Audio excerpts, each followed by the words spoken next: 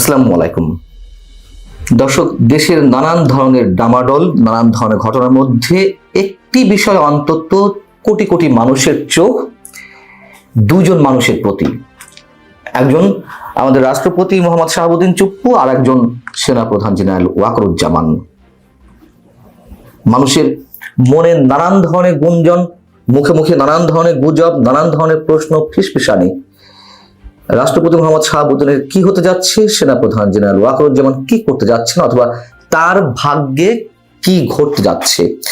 এবং সাম্প্রতিক সময় অর্থাৎ গত 3 দিন ধরে এই গুঞ্জনটি প্রকট আকারে ধারণ করেছে। যখন আওয়ামী লীগকে নিষিদ্ধ করা হলো, আওয়ামী লীগকে নিষিদ্ধ করার বিষয়ে সরকার এখনই এরকম একটি সিদ্ধান্ত নেবে, মানুষের ধারণার বাইরে ছিল।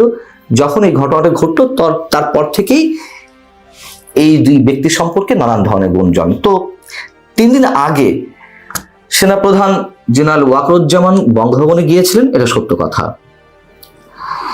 এটিকে কেন্দ্র করে একটি পক্ষ বলার চেষ্টা করছেন তিনি সামরিক কূ ঘটানোর জন্য সেনা সমাবেশ ঘটিয়েছিলেন বঙ্গভবনে।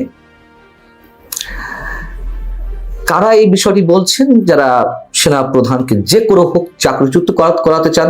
সেনাপ্রধান শেখ হাসিনা নিয়োগকৃত, তাকে দিয়ে বিশ্বাস নেই, তিনি যে কোনো সময় যে কোনো ধরনের ঘটনা ঘটিয়ে ফেলতে পারেন। তাই এখনই সময় তাকে বরখাস্ত করার। তারা বলছেন যে জেনারেল ওয়াকার সামরিক কূ ঘটানোর জন্য এই কাজটি করেছেন। তবে সেনাবাহিনীর জুনিয়র কর্মকর্তাদের প্রবল আপত্তির মুখে তিনি সেই সিদ্ধান্ত থেকে সরে আসেন।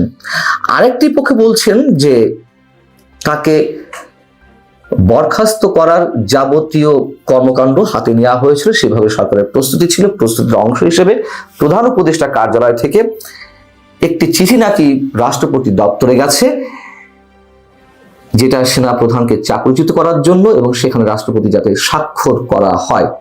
এই কথা শুনে, এটি পুরনো কথা, তারপরেও আমি একটু মেলানোর জন্য তাদের সামনে তুলে ধরছি বিষয়টা আসলে কি। তো এই বিষয়টি যখন সেনাপ্রধান জানতে পারলেন, তার পক্ষ হয়ে বিমান বাহিনী প্রধান এবং নৌবাহিনী প্রধান সহ 10th ডিভিশনের জিওসি সহ আরো কয়েকজন উচ্চপদস্থ সামরিক কর্মকর্তা এটি ঠেকানোর জন্য বঙ্গভবনে যান, এবং একটা সময় সেনাপ্রধান নিজেই তাদের সঙ্গে যুক্ত হন। তারা সেখানে উপস্থিত হয়ে রাষ্ট্রপতিকে কনভিন্স করেছেন যাতে ওই চিঠিতে স্বাক্ষর করা না হয়, এবং তারা সেটি সফল হয়েছেন। অর্থাৎ এই দুই ঘটনার যেটিই হোক, কিছু একটা ঘটেছে, এটা নিশ্চিত। এবং কিছু একটা যে ঘটবে, কিছু একটা ঘটতে চলেছে, এটা মানুষ দীর্ঘদিন ধরে আশঙ্কার মধ্যে রয়েছে। এখন বিষয় হচ্ছে কি, যে রাষ্ট্রপতি মোহাম্মদ শাহাবুদ্দিন তিনি আওয়ামী লীগের লোক, আওয়ামী লীগ দ্বারা নির্বাচিত, এটা আমরা সবাই জানি। তাই সরকারের সব পক্ষের থেকে তাকে সন্দেহের দৃষ্টিতে রাখা হয়েছে। খুবই স্বাভাবিক একটি বিষয়, এবং যার কারণে সরকারের আশীর্বাদ পুষ্ট যে রাজনৈতিক দল এনসিপি বা জাতীয় নাগরিক পার্টি, তার নেতারা অথবা বৈষম্য বিরোধী ছাত্র আন্দোলনের নেতারা, আমরা প্রকাশ্য দেখলাম যে বঙ্গভবন ঘেরাও করা হলো তার অপসারণের জন্য। পরবর্তীতে বিএনপির প্রবল আপত্তির মুখে সেই বিষয়টি ঠেকানো গেছে, কিন্তু পুরোপুরি যে তিনি নিশ্চিন্ত অবস্থা আছেন, নিশ্চয় তা নয়। আর সেনাপ্রধান পড়েছেন উভয় সংকটে, এটিও পুরনো কথা। আওয়ামী লীগের একটি বড় অংশ, 80% নেতাকর্মী মনে করেন যে তিনি বিট্রে করেছেন শেখ হাসিনার সঙ্গে, এবং তিনি এই সরকারের হয়ে কাজ করছেন। অর্থাৎ আওয়ামী লীগের একটি বড় অংশের চোখে যেমন তিনি চক্ষুশূল, ঠিক একইভাবে আবার সরকারের মধ্যকার একটি প্রভাবশালী বড় অংশের সন্দেহের মধ্যে সেনাপ্রধান যে কোনো কিছু ঘটিয়ে ফেলতে পারেন যে কোনো সময়। সামরিক কূ করে তিনি বর্তমান সরকারে বিদায় দিতে পারেন, বা নিজের হাতে ক্ষমতা নিয়ে নিতে পারেন। বিষয়টি হচ্ছে যে এই যে সন্দেহ, বিশ্বাসের দোলাচল, সবকিছুর পিছনে পাল্টা যুক্তি থাকতে পারে, কিন্তু বাস্তবতা এটি, সাধারণ মানুষ এখনো মনে করেন সেনাপ্রধান রাইট ট্র্যাকে আছেন, এবং সেনাপ্রধান এই মুহূর্তে সবচেয়ে বেশি বাংলাদেশের 18 কোটি মানুষের মধ্যে সবচেয়ে বেশি ভালনারেবল অবস্থায় রয়েছেন, জীবন ঝুঁকির মধ্যে রয়েছেন। এটাও সত্য কথা। সেনাপ্রধান যেটা বলছিলাম রাইট ট্র্যাকে আছেন কিনা, তিনি তো 5 আগস্ট বলেছিলেন যে তার উপরে আস্থা রাখতে এবং যত দ্রুত সম্ভব দেশকে একটা গণতান্ত্রিক অবস্থায় উত্তরণের ব্যবস্থা তিনি করে ফেলবেন। যে বক্তব্যের প্রতিধ্বনি তিনি আবারও করলেন গত 25 ফেব্রুয়ারি পিলখানা ট্র্যাজেডি দিবসে। তিনি তার বক্তব্যে ফ্রি, ফেয়ার এবং ইনক্লুসিভ নির্বাচনের কথা বলেছিলেন। সেই জায়গা থেকে জাতীয় নাগরিক পার্টির নেতাদের, তখনও তো এই পার্টি আত্মপ্রকাশ করেনি, অর্থাৎ বৈষম্য বিরোধী ছাত্র আন্দোলনের সমন্বয়কদের তুমুল সন্দেহ ছিল এবং সন্দেহ প্রকট আকার ধারণ করলো যে আওয়ামী লীগকে তিনি ইনক্লুসিভ নির্বাচন বলতে আওয়ামী লীগের অংশগ্রহণের কথা বোঝাতে চাইছেন। এরপরে তো আরো অনেক কাহিনী ঘটেছে।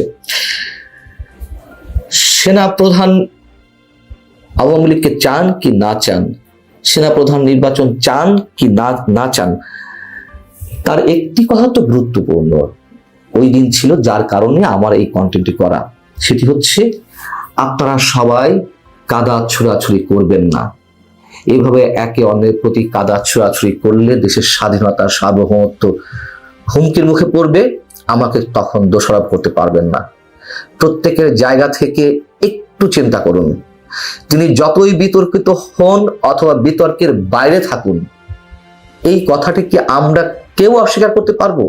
যা কিছু ঘটছে মুক্তিযুদ্ধের পক্ষে বিপক্ষে, যা কিছু ঘটছে রাজনৈতিক সমীকরণ থেকে বিএনপির বিপক্ষে একসময় এনসিপি আবার কখনো জামাতের বিপক্ষে, জামাত আবার কখনো এনসিপির বিপক্ষে, বিএনপি আবার জামাতের বিরুদ্ধে, এই যে কাদা ছোড়াছুড়ি, এর মধ্যে আমরা ধরে নিলাম সব কটি পার্টি দেশপ্রেমিক, কিন্তু এই দেশটিকে নিয়ে যে একটা গভীর ষড়যন্ত্র চলছে, এটা তো অস্বীকার করার কোনো উপায় নেই। গভীর এক ষড়যন্ত্র জাতীয় এবং আন্তর্জাতিক পর্যায় থেকে। তো আমরা সেনাপ্রধানের বক্তব্য কিভাবে উড়িয়ে দেব? আমি সেনাপ্রধানের বিপক্ষে অবস্থান নিলেও তার এই বক্তব্যগুলোকে আমি কিভাবে অ্যাভয়েড করব? এগুলো তো দৃশ্যমান। এবং সর্বশেষ করিডোর ইস্যুতে যা কিছু শুরু হয়েছে, মানুষের মনে নানান ধরনের শঙ্কা, এবং করিডোর ইস্যুতে সেনাবাহিনী সেনাপ্রধানের নেতৃত্বে অবিচল রয়েছে দেশের সার্বভৌমত্ব রক্ষায়, তারা করিডোর দিতে চাইছে না, এগুলো আমরা শুনতে পাচ্ছি। যদিও শুনতে পেয়েছি যে বিভক্তির সৃষ্টি হয়েছে, কেউ কেউ চাইছেন যে না, সরকার যা চাইছে বা করিডোর দেওয়ার চিন্তা ভাবনা বা প্রাথমিক সিদ্ধান্তের পর্যায়ে গেছে, সেটির সঙ্গে একমত।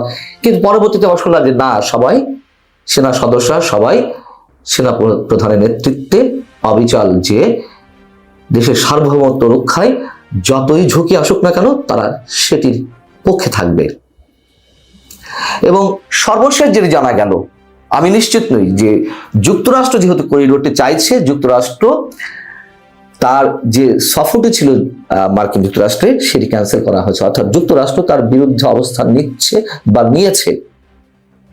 খুব স্বাভাবিকভাবেই এখন মানুষের মনে দুজন মানুষকে নিয়ে নানান ধরনের ফিসফেশনি মুখে মুখে কি হতে চলেছে, আসলে কি হতে চলেছে আমরা এখনো নিশ্চিত নই। নানান জায়গা থেকে, নানান কর্নার থেকে নানান ধরনের কথাবার্তা শোনা যাচ্ছে, নানান ইঙ্গিত পাওয়া যাচ্ছে। আমি আসলে শক্ত কোনো রেফারেন্স ছাড়া এই মুহূর্তে আর কোনো মন্তব্য করতে চাই না।